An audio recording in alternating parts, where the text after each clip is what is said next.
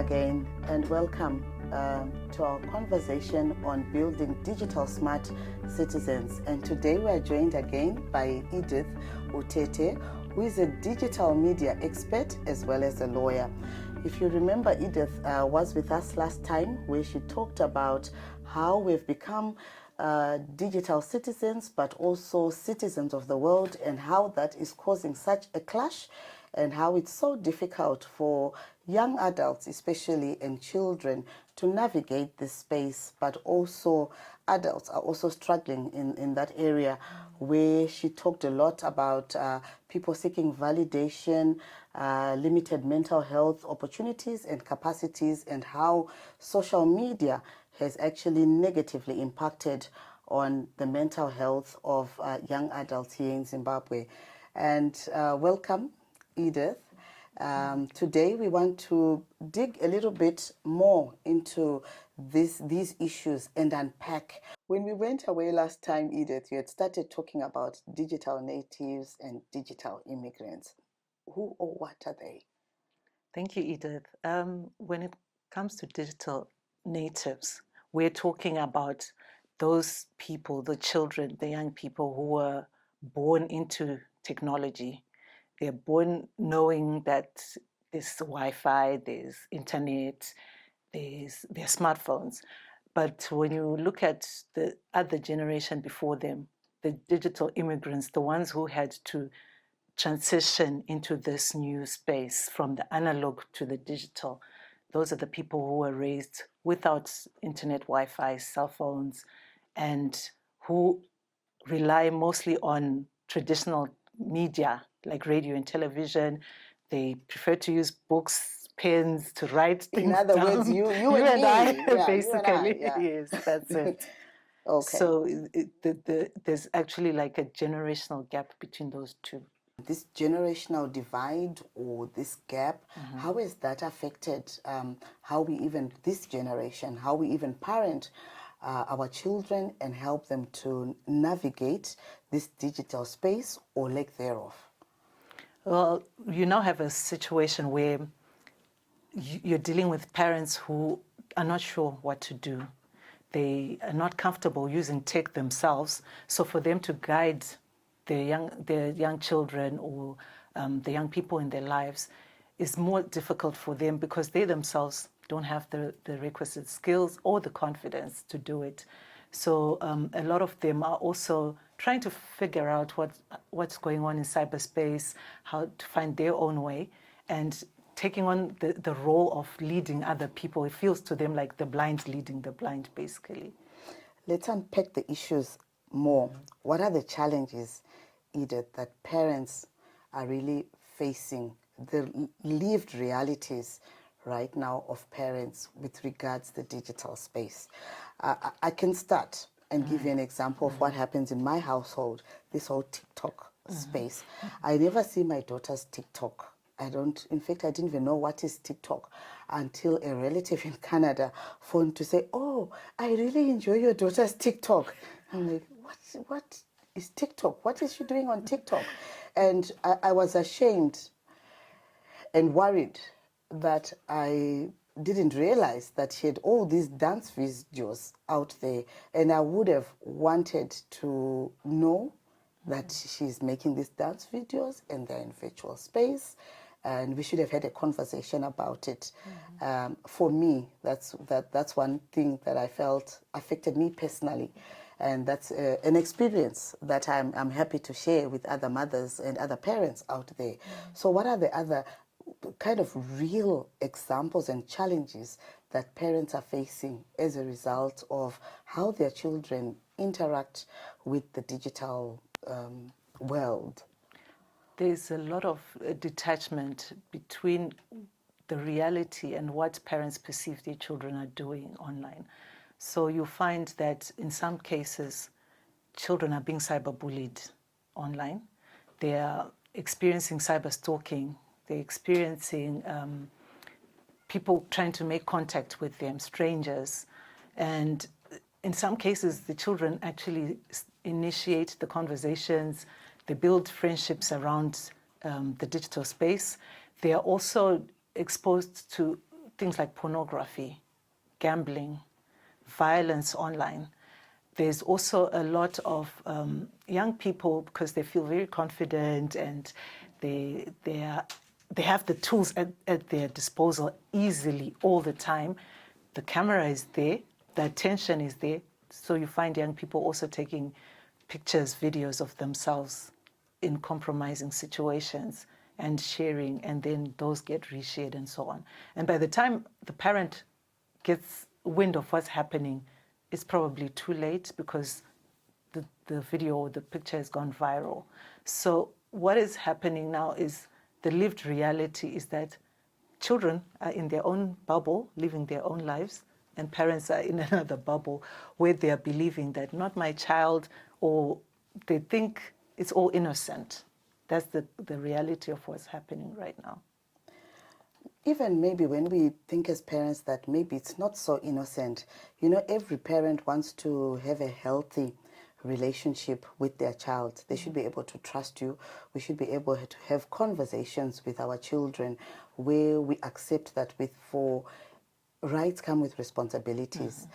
My worry also as a parent is that the children are leaving a digital footprint, which when they are confronted with that footprint, do they have the skills or the stamina to be able to stomach or to live through what they've done? Because there will be the backlash from community, from society. You spoke also of the cyberbullying. Are there any tools or skills or something that you can give us as parents, that you can give parents out there to say, these are the tools or skills for you to be better able to communicate with our children who are born in a different generation, who are the digital natives?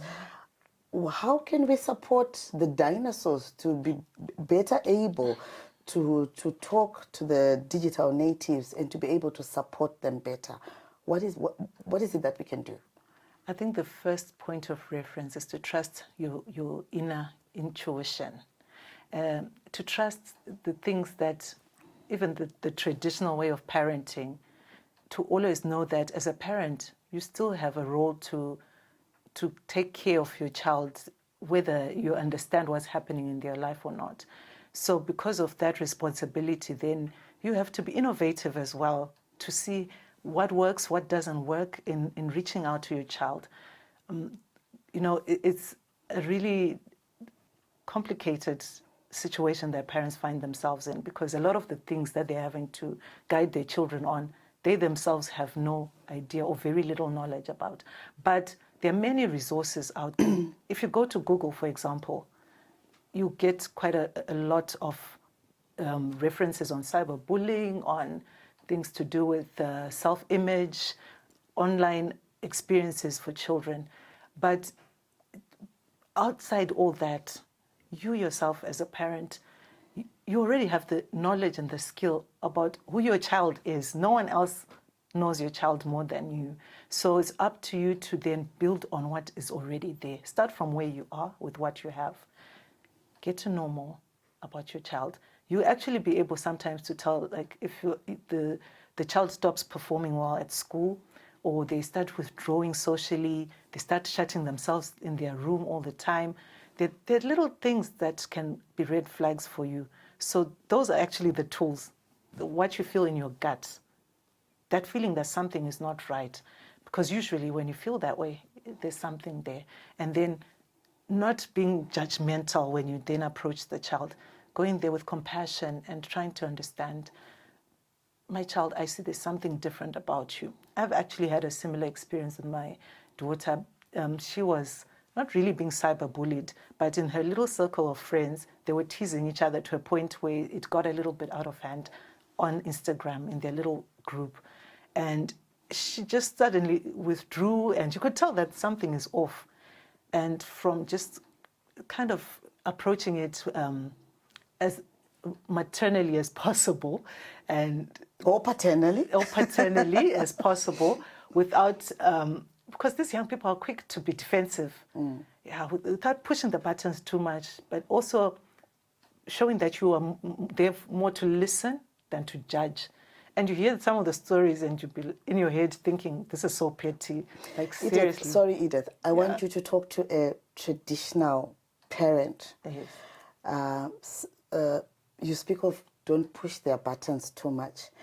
Aren't we treating these children like eggs? Are they Humpty Dumpty? Are they going to break? Because on the one hand, you said our intuition as parents is always going to count. If my gut feel tells me that something's wrong, it probably is true that something is wrong. And I'm very happy that you digital marketing experts acknowledge that, that the thing that will lead a parent first is our gut feel, the parent's gut feel. But why are you maybe advocating for us to handle the children with kids' gloves? Is this the era that they are going to break? Is it not what breaks the children that we are handling them too much with kids' gloves?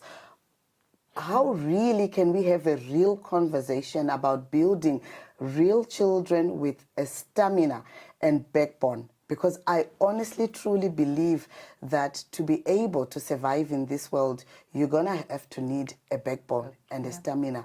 Otherwise, anything will crush you. If you crumble because people are teasing you on Instagram or whatever social media platform, then for me it begs the question, should you even be interacting or playing in that space?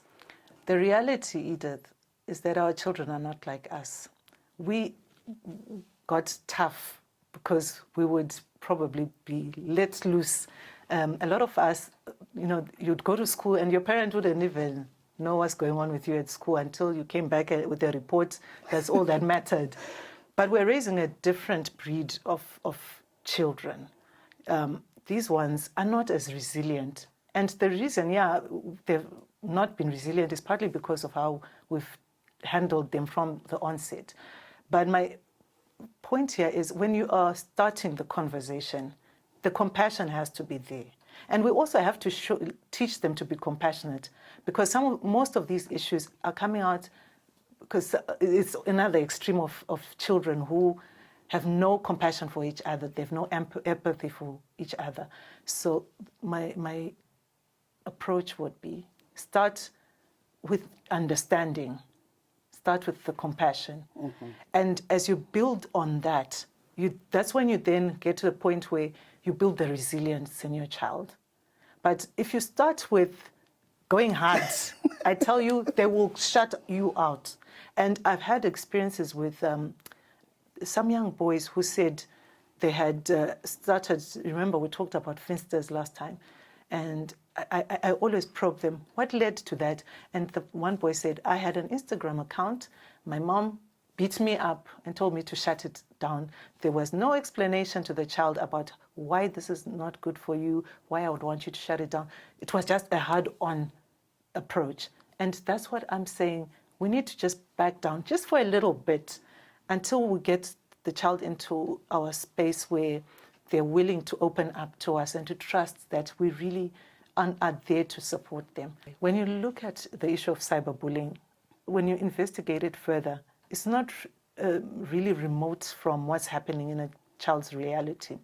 Sometimes those children that eventually maybe commit suicide or have a total mental breakdown, it's because the support at home is not there, or they're actually being bullied. Parents can also be bullies. And when a child is being bullied at home, being bullied on the cyber streets, that can crush the child. That's why I'm saying at some stage, we really do have to handle them with kids' gloves until we understand the issues. And as we understand them, we then deal with the issue appropriately. So there are some cases where we are soft and some cases where we go hard. Now you've introduced another word that has just me totally confused. How does a parent bully a child? Oh, there are many ways, Edith. We always felt that being hard and sometimes raising your voice, beating up the child, that's how you discipline a child. We are the dinosaurs, the digital dinosaurs. Yeah. So educate us on us, the dinosaurs. How can we do it better. Because I tell you, there's no parent out there who doesn't want a positive outcome for their child. And everyone wants a positive outcome. They want their children to to be in a healthy state of mind. And how are there any more skills that we can pick up to be able to enable us to do this better? Digital parents, it's not all doom and gloom.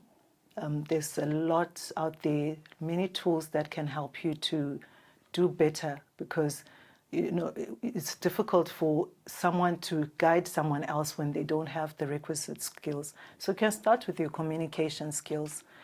Today's children usually speak a different language that's completely foreign to us dinosaurs who grew up in the prehistoric age. But what I've learned is when you, for example, if you know the emojis, what they mean, you can actually pick up issues there, or you can also communicate with them in a way that they feel comfortable relating with you. I've had sessions with young people where they've said to me, "Thank you, Auntie. You make it so much easier to talk to you because you understand things that we are going through." And that is the point to which I would encourage parents to get to not stick your head in the sand, to do the research. We've got so many tools at our disposal on the phone. We've got a lot of support from professionals such as myself and Edith. We've got a lot of support from the schools that our children go to. So in our communities, in our churches, let's all get together and really accept that we have a problem and we have deficiencies and that we need help as we get along with the process of digital parenting. There you have it. Thank you so much, Edith, for coming through. And I hope the parents are feeling a lot better and less discouraged. These are some of the things that we need to do to reclaim our power back as parents. As Edith articulated for us, the digital parenting space is very much like the traditional parenting. It's going to require a lot of patience, extra energy, and extra effort. And please, parents, be open to new ideas. The support is there. And remember, you can't do it all yourself. Where you need to request the support of experts, people such as Edith or other people around you, even an auntie who can speak better or speak the language that your children understand, please bring them in. And essentially, we are really back to the traditional way of doing things. It's no different. It takes a village to raise a child. And always remember that you as a parent have a moral and legal duty to raise children who are not only happy, but also healthy and grow up to be responsible citizens. Thank you so much for joining us.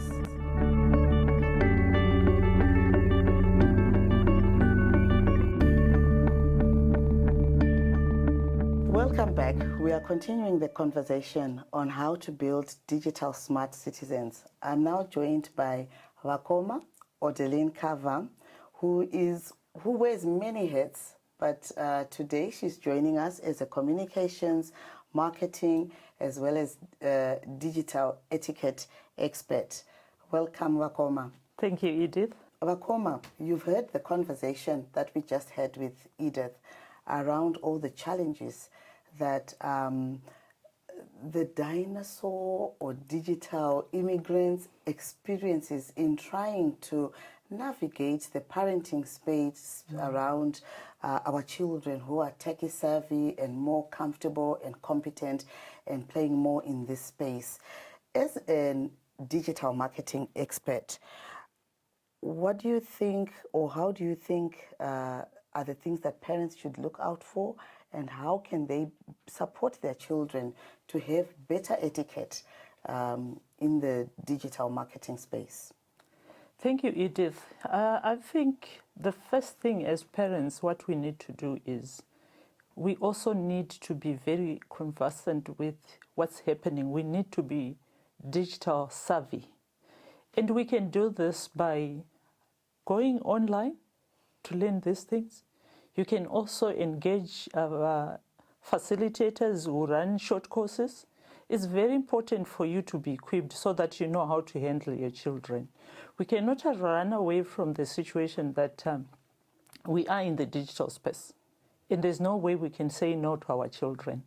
But we have to travel the same journey with them so that we understand what is happening in the world and how then to handle the children. And it's very important for parents to be part of their children's lives. I know we are living in a busy world, but the moment we get busier and forget that we have children, that's when then they find that parental guidance from the gadgets which are in place. And if we then leave them alone with those gadgets, they then get accustomed to those gadgets. And they think what they are learning from that, what they are seeing is good for them because there's no one guiding them. But if we let them have those gadgets and we are there for them when they have questions to answer, then it will be good for us, the parents and the children. You mentioned digital etiquette. Can you help us to unpack what you mean by digital etiquette? You also talked about children with gadgets. What is the acceptable age at which we can start giving our children access to the digital space? Okay. When we speak of digital etiquette, these are rules or manners which we should possess, both the parents and the children, when we are online.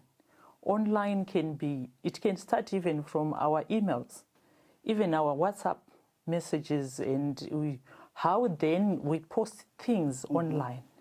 So it is very important for us parents to be role models, because these children look up at us.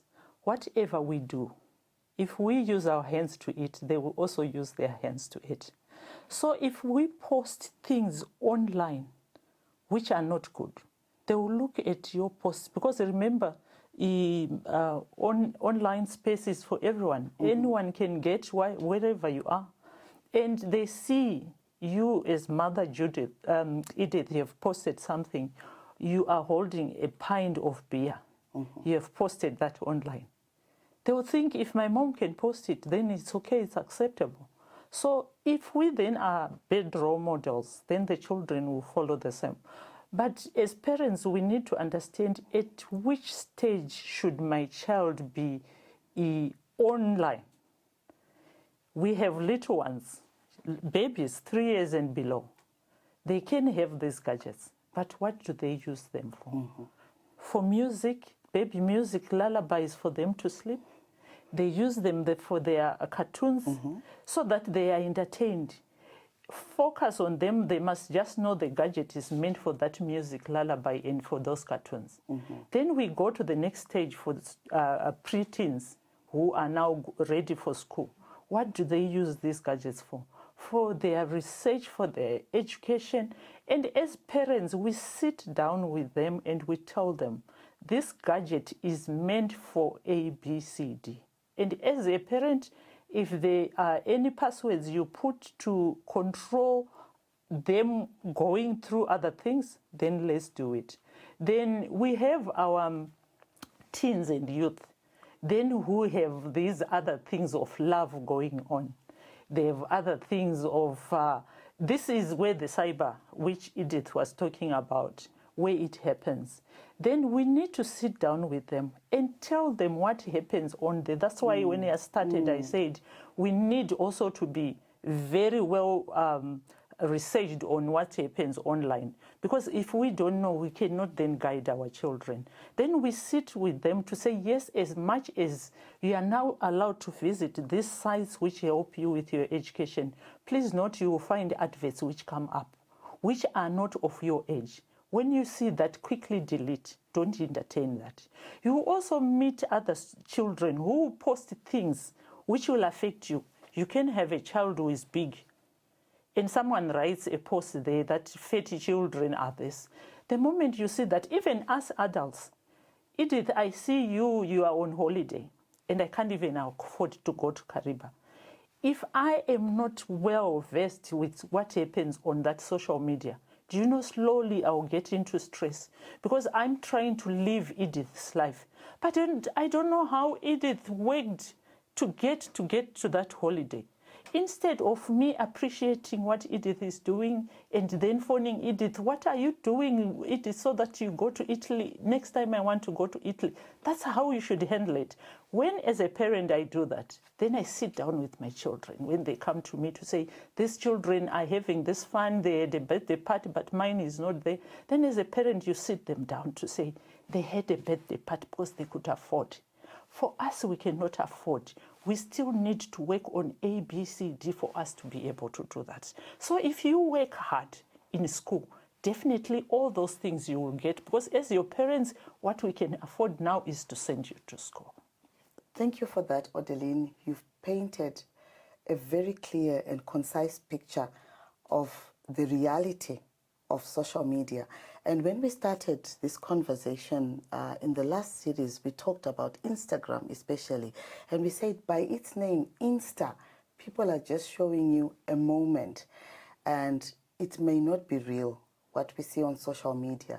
So we also need, as parents, to be able to build children who are tough, who are resilient, and are able to appreciate that don't believe everything you see on social media, and that the grass may not be as green as people paint it to be. What are some of the things that could go very wrong with trying to admire and live life that is not authentic based on what we've seen on social media? Okay, I will start, Edith, by the things you post online. The etiquette of it is, before you post anything, just ask yourself, what value is it going to add to the next person who is going to see my post? You go on holiday, for example. You are standing by the beach. You just post on holiday. Vakoma reads that. What value is it adding to me? But instead, you go on holiday. You can afford it. We are different. Then you write about the history of the place. I've seen someone called Edith. She wrote something about a place she has been. It's added value to Vakoma because I read about that place. I got interested in it. And it gives me this push now. What do I need to do for me to be there at that place? When you post things, even children, they come to see all those things. What value will they derive from that post? And who is going to see that post before you post it? If it was me who was going to read that post and the content with it, how would I feel? Then the moment you are able to answer those questions and you are satisfied, then you can post on there. Then if you think those things are not done, then don't post on them.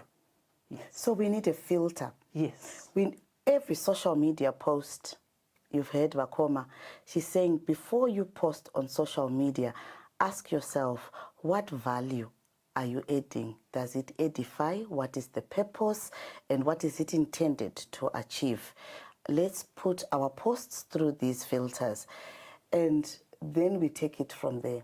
But coming back to the etiquette guidelines, what are some of the guidelines around social media or digital space etiquette that you can add to this conversation?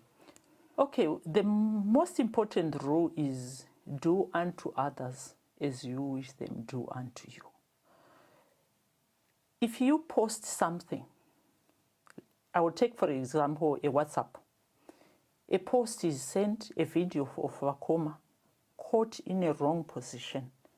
Then, Edith, you receive it on your phone.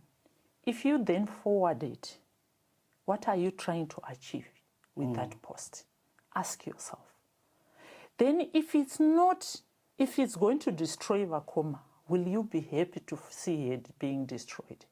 Then you ask yourself, if that video was yours, would you have shared it with the other people? If we're not going to share it, why should you share it? As proper digital citizens, when we see such things, quickly delete. If you know Vakoma, find time to have coffee with Vakoma, sit here down. Vakoma, we saw this video. You are human, it happens, we make errors. But what lesson have you learned from this? That's what a digital citizen who has got etiquette does. He doesn't share things that destroys another person. Thank you so much for that one, Vakoma. Now I want to talk about people who go on social media to settle scores, who have rants on social media. And what do you think about that? And what could be the impact? And what are the etiquette and guidelines on how we should react or behave on social media? Thank you very much, Edith, for that, because I've seen that happening a lot online, where people have issues with Vakoma. They think of settling the score online. When you have had issues at your workplace, you are fired at your workplace, you want the whole world to know that you have been fired. Instead, you are doing your personal brand a disfavor, because your post speaks more to you than the person you are talking about. People might have heard about this, but what's wrong with you keeping it to yourself? If you then want to settle scores with your boss who chased you out of work, make an appointment, sit down with the boss, empty your heart out if it means it will help you. But if you go online, you are killing your own personal brand. Remember, at our ages, if someone is looking for a board member, they first go on our online platforms to see what kind of people we are. And they see that I've posted something talking about badly about someone. How will I represent that company if I can afford to speak of a human being roughly, if I can speak of my colleague in a bad way? So be careful when you post online. The things you post online speaks about you, and people get to know who you are. And also, Edith, I want to add, we have seen a lot of people, families, posting their personal issues from home, either be it a divorce, be it a fight between Tete and Morora, and people post on social media platforms. What are you saying about these families? And you wonder how then, when all these things is over, how then do you face your sister? How then do you face your brother? How do you face your own Morora when you have posted issues to do with that? Yes, divorce is there. When you divorce, it doesn't mean the relationship is over. Remember, there are children who are amongst you. You post on social media, someone sees, and who gets attacked? It's your children. Is that what we want? It's proper communication which is needed when such things happen. Can we desist from posting our personal issues online and use the platforms for what they are intended for? That's why we are lagging behind, because of businesses, because we are using the platforms for the wrong things. And fighting online, you are fighting the whole world, because everyone gets to read all your posts. And I think that's a valid point, Odeline, because especially the children were saying, what can we do to promote the good mental health of children? Sometimes when family issues or even a divorce is discussed on social media, we still expect our children to go to school and interact with their colleagues and peers who've also seen or heard from their, maybe I would say, irresponsible parents who have shown them those posts to say, this child is in your class, look, the parents are fighting or they are going through a divorce because it has come on social media platforms. So those are some of the things we need to think about always. So, Vakoma, if one would find themselves as a victim of a social media attack or rant, what is it that we can do to exit that situation with our dignity intact? If you are then found that someone is cyberbullying you on these social media platforms, as a human being, think of your personal brand. Do you want to swim in the mud with the pig? Do you want to turn yourself into that? If you have a personal brand to protect, there's no harm in you leaving that post there. If it's someone you know, go to their inbox, talk it over. And sometimes they can delete that post. But if you then get to respond to the post, then there's no difference from the one who posted and you who is responding. Sometimes I've seen people who then respond by saying, thank you. A thank you is good enough for someone, and you just leave that post. You are just confirming you have seen it, but you are not taking part in that conversation. So don't be offended by people who write on social media. They are afraid of you, because if they are not afraid of you, they will face you face to face and settle the scores. Thank you so much for that, Wakoma. Those are such life-empowering nuggets that we just got from Wakoma. And as she said, remember, the internet does not have privacy. And you need to remember that Google doesn't forget. And it's a very small world. Thank you so much, Wakoma, for the etiquette nuggets. I hope we will be able to take some of those messages and use them in our personal lives, and always think twice before we make any post, before we bully or comment unkindly to posts on social media, and that technology itself is not to be used to bully others, to embarrass others, to cheat, to humiliate or hurt anybody.